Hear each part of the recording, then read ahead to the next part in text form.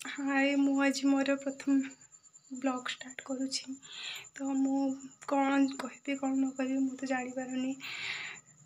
तो प्रथम ब्लॉग रे मु आमर बावनाशाला व्यू देखा चाहूँगी। चलते देखा। जगन्नाथ बर्तमान बावनाशाला देखिए।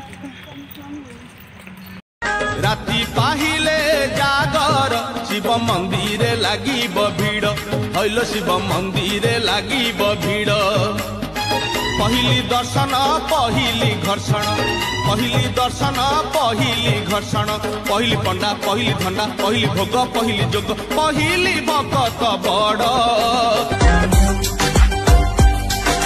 सजी है अंबर सजी है धरती सजी पूरी आकाश जी गौरव जी को लेने आए मेरे भोलेनाथ जी।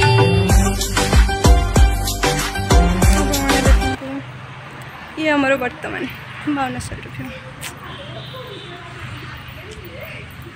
भल लगे लाइक शेयर कमेंट करेंगे सब्सक्राइब निहाती करेंगे। बावनाशाला निहाती आसबे बुलाया।